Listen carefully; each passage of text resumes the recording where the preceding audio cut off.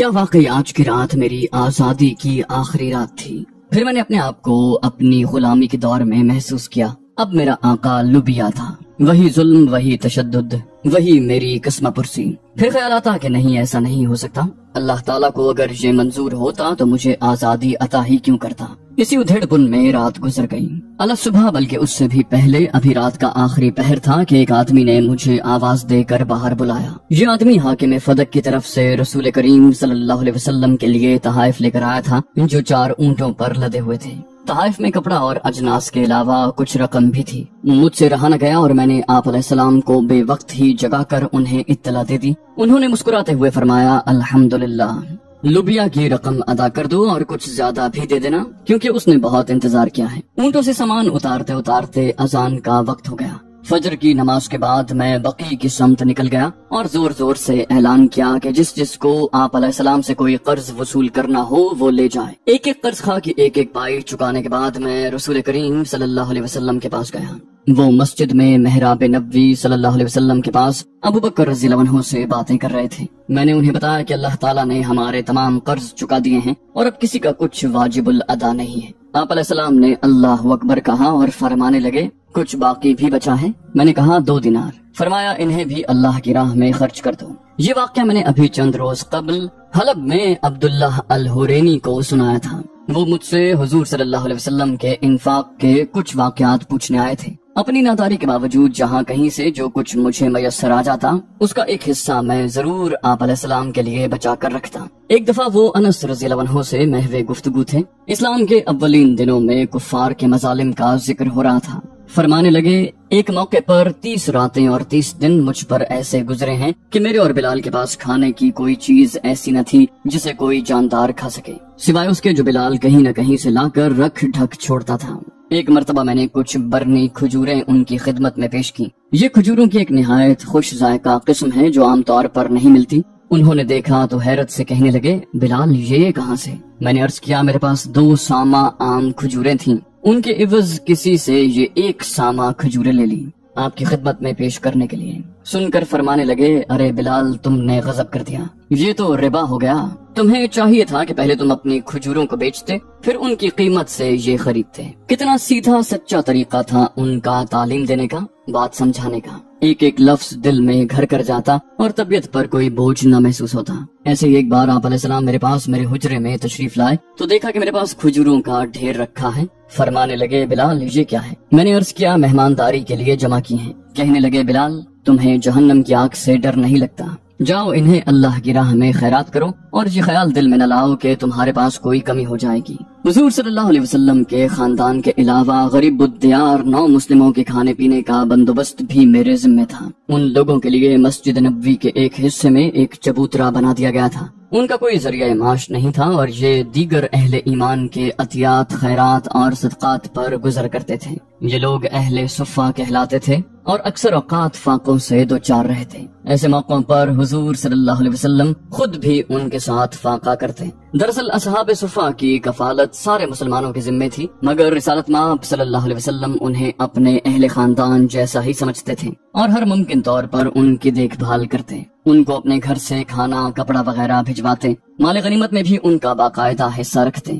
آپ علیہ السلام نے میرے علاوہ فاطمہ رضی اللہ تعالی عنہا کو بھی ان کی خبر گیری پر مامور کیا ہوا تھا۔ ہم ہر روز حضور صلی اللہ علیہ وسلم کو ان کے مسائل اور مشکلات سے آگاہ کرتے اور حت الوسع ان کی خدمت انجام دیتے رہتے۔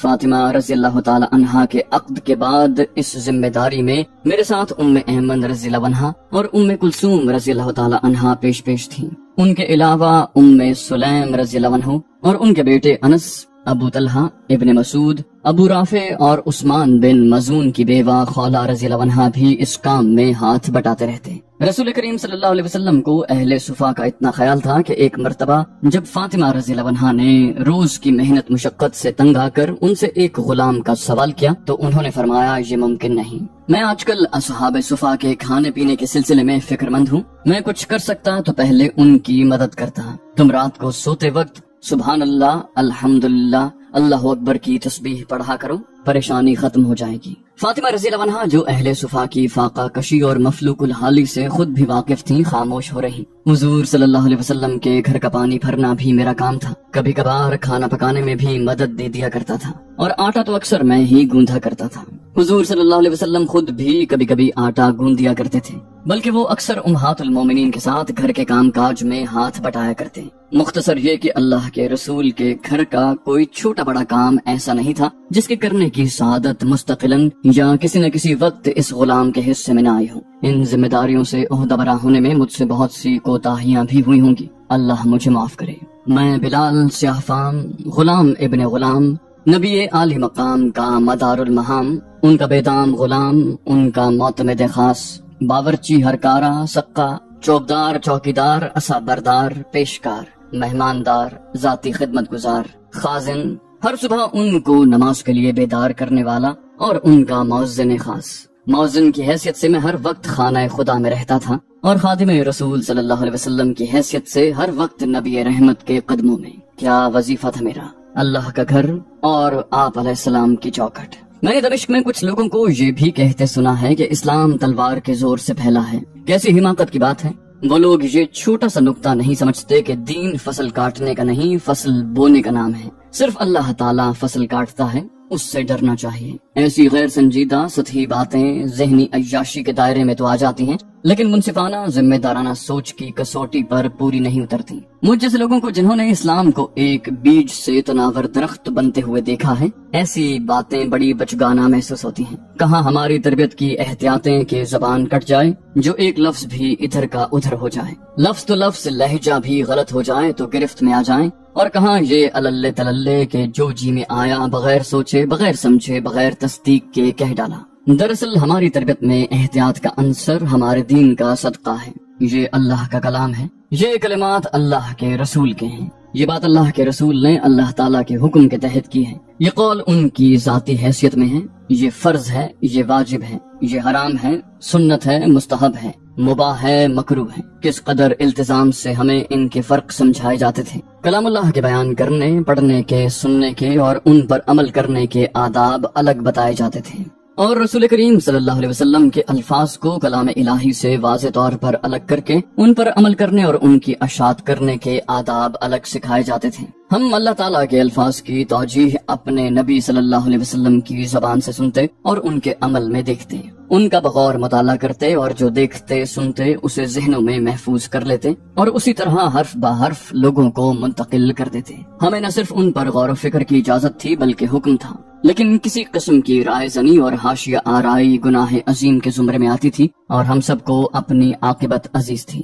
رسول کریم صلی اللہ علیہ وسلم کے اپنے ارشادات کی وضاحت کبھی تو اس سیاق و سباق سے ہی ہو جاتی جن میں وہ الفاظ کہے جاتے، کبھی ہم سب بیٹھ کر اس پر فکر کرتے، اور جب تک اپنے اخذ کیے ہوئے نتیجے کی تصدیق خود آپ علیہ السلام سے نہ کر لیتے، انہیں کسی کے آگے دہرانے کی جرت نہ کرتے۔ نبی کریم صلی اللہ علیہ وسلم کا اس سلسلے میں واضح ارشاد ہے کہ جو شخص کسی سنی سنائی بات کو بلا تصدیق کسی اور کے سامنے دہرائے وہ کاذب ہے۔ بعض دفعہ ایک ایک لفظ کی تشریح و توجیہ اور اس کے محل استعمال پر کئی دن صرف ہو جاتے ہیں۔ ان سب احتیاطوں کے باوجود جو لفظ ہم اللہ اور رسول صلی اللہ علیہ وسلم کی طرف منسوب کرتے، اللہ تعالیٰ سے اپنے ممکنہ بشری صحف کی ہزار معافیاں مانگ کے، اور جس کے سامنے بیان کرتے اس کو بھی تلقین کرتے کہ وہ مزید تصدیق کر لے۔ یہ سب کچھ اس لیے تھا کہ مسلمان اپنے ہر قول اور فعل کے لیے صرف اور صرف اپنے اللہ کو جواب دیں، اور وہ کسی صورت میں بھی اللہ کی گرفت میں نہیں آنا چاہیے۔ میرے دمشق کے دوستوں پر کبھی ایسی ذمہ داری پڑی ہی نہیں، ان پر تحقیق اور تصدیق کے دور گزرے ہی نہیں، اس لیے مجھے ان کی باتوں پر غصہ نہیں ترس آتا ہے۔ اللہ تعالیٰ بنی نوع انسان کو اس کی فکری سطحیت کے شر سے محفوظ رکھے۔ میں جب ان سے پوچھتا ہوں کہ کوئی ایک فرد، ایک شہر، ایک قبیلہ مثال کے طور پر پیش کریں جسے اسلام لانے پر مجبور کیا گیا ہو، تو اس کا ان کے پاس کوئی جواب نہیں ہوتا۔ انہیں غالباً یہ علم بھی نہیں ہے کہ اگر کوئی مسلمان کسی کو زبردستی اسلام لانے پر مجبور کرے تو وہ شاید نہیں حتمی طور پر دوزخ میں جائے گا۔ اس معاملے میں اللہ تعالیٰ کا انتباہ مختصر مگر دو ٹوک ہے، لا اکراہ فی الدین، یعنی دین میں کوئی جبر نہیں، کوئی تلوار، دھمکی، دھونس، کوئی لالچ، دباؤ، رشوت انسان کو اہل ایمان نہیں بنا سکتی۔ اس فیصلے کا تو بندہ مجاز ہی نہیں ہے۔ یہ ذات وحدہ لا شریک ہے جو طے کرتی ہے کہ کسے ایمان لانے کی توفیق دی جائے گی۔ سورہ یونس میں اللہ تعالیٰ تمام انسانوں سے دمشق کے دانشوروں سمیت یہ سوال پوچھتا ہے، اگر آپ کا پروردگار چاہتا تو روئے زمین پر جتنے بھی لوگ ہیں سب کے سب ایمان لے آتے، سو کیا آپ لوگوں پر جبر کر سکتے ہیں جس سے وہ ایمان لے آئیں؟ کسی شخص کو یہ قدرت حاصل نہیں کہ وہ ایمان لے آئے بجز مشیت الہی کے۔ پھر کون کہہ سکتا ہے کہ اسلام تلوار کے زور سے پھیلا؟ لیکن آپ کسی بات کو کسی بھی حد تک ناممکن ثابت کر دیں، پھر بھی آپ کو ایسے لوگ ہمیشہ مل جائیں گے جو اسے یقینی کہتے رہیں گے۔ اس قسم کی باتیں کرنے سے پہلے انہوں نے اتنا تو التفات فرمایا ہو، تاکہ اگر اسلام کو تلوار ہی کے ذریعے پھیلانا مقصود ہوتا تو استدلال کی ضرورت ہی کیا تھی، جو قرآن کریم کے 2/3 سے زیادہ حصے پر پھیلا ہوا ہے۔ اتنا ضرور ہوا کہ ہمیں تشدد کے خلاف جہاد کا حکم ملا، اور تشدد کی بھی یہی وجہ تھی کہ دشمنان اسلام کے پاس اسلام کے دلائل کا کوئی جواب نہیں تھا، اور وہ ضد ہو کر ہمیں اپنی طاقت سے کچلنا چاہتے تھے۔ بعض حالات جنگ پر مجبور بھی کر دیتے ہیں۔ تورات کا خدا بھی قرآن کے خدا سے زیادہ نرم دل نہیں تھا۔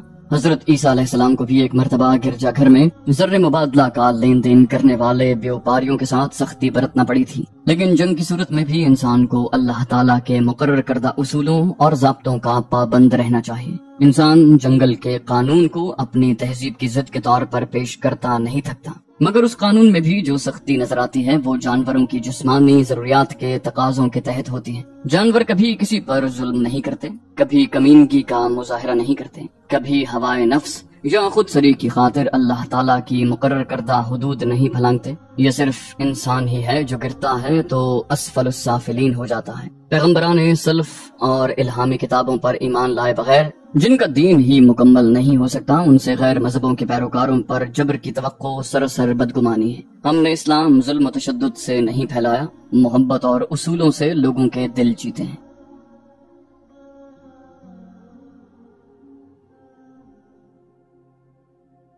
اللہ تعالیٰ نے اپنے آخری پیغمبر صلی اللہ علیہ وسلم کی وفات کو آسان بنا دیا۔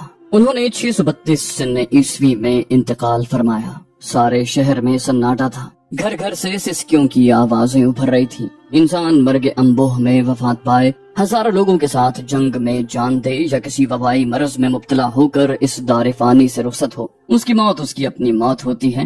موت میں شراکت نہیں ہوتی، کسی کو کسی اور کی موت کو سمجھنے کی توفیق نہیں دی جاتی۔ لوگ محض دوسروں کی وفات کی تفصیل بتا سکتے ہیں یا ان وجوہ اور امراض کا ذکر کر سکتے ہیں جن سے موت واقع ہوئی، جیسا کہ میں کر رہا ہوں۔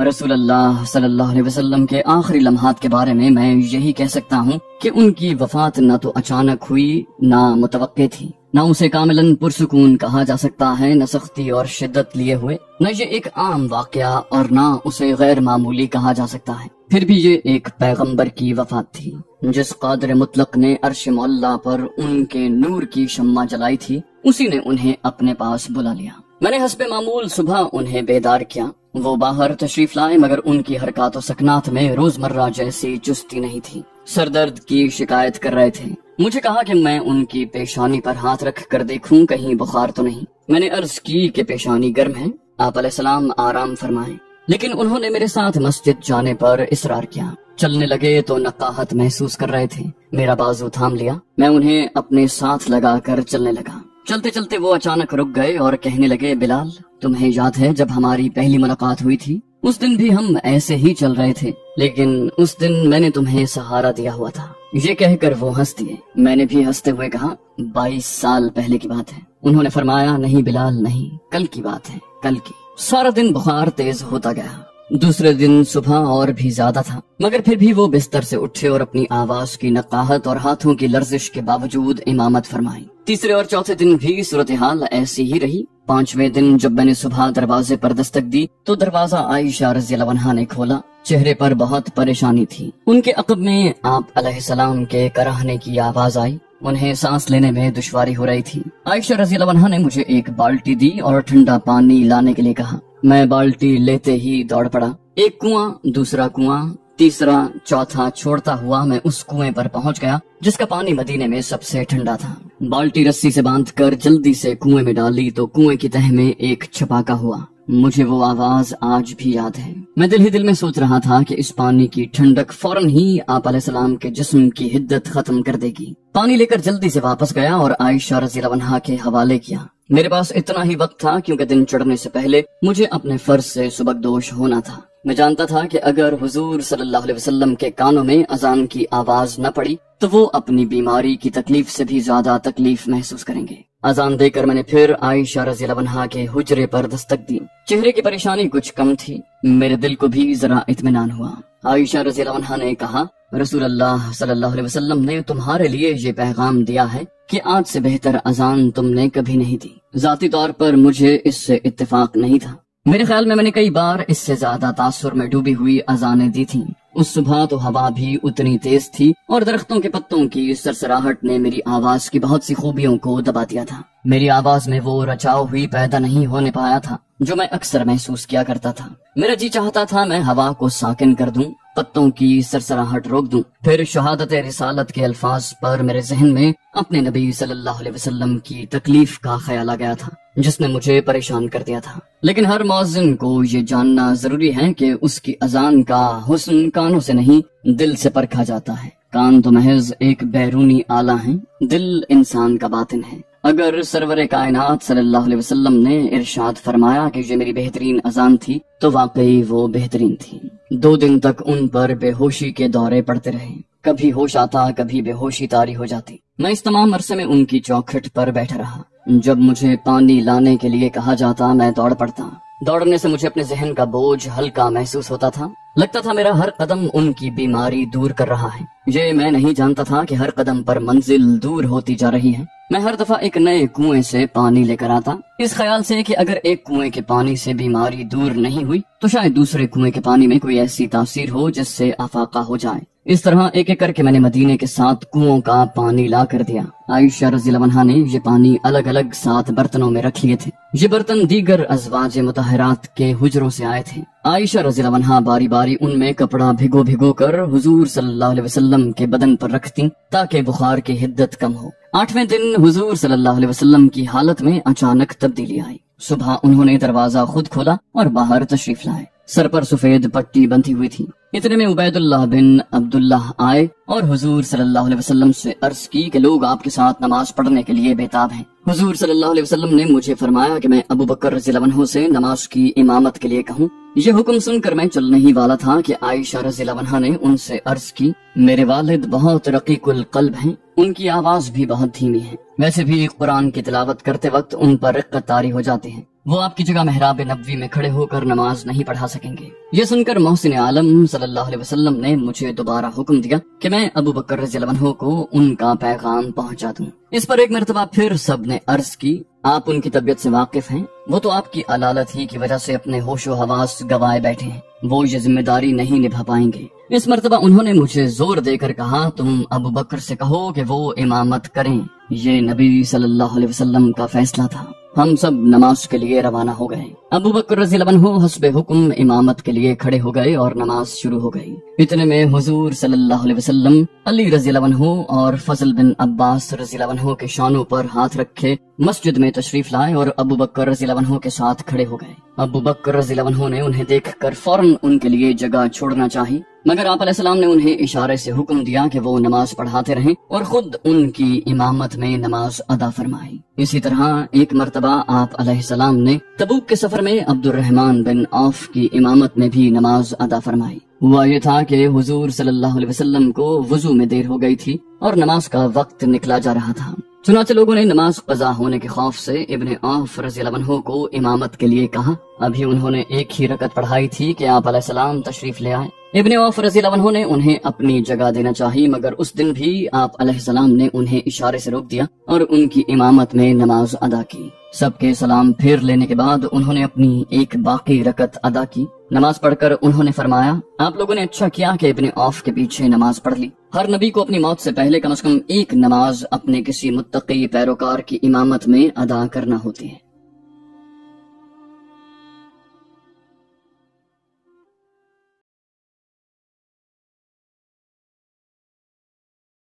تو دوستو یہ تھی ہماری آج کی ایپیسوڈ. امید کرتے ہیں آپ کو ہماری ایپیسوڈ پسند آئی ہوگی. جانے سے پہلے اس ویڈیو کو لائک، شیئر اور کامنٹ کرنا مت بھولیے. اور اگر آپ ہمارے چینل پر نئے ہیں تو اسے سبسکرائب کیجیے اور بیل آئیکن پر کلک کیجیے تاکہ آپ کو تمام ویڈیوز فوراً ملتی رہیں. اگلی ویڈیو تک کے لیے اپنا خیال رکھیے. اللہ حافظ.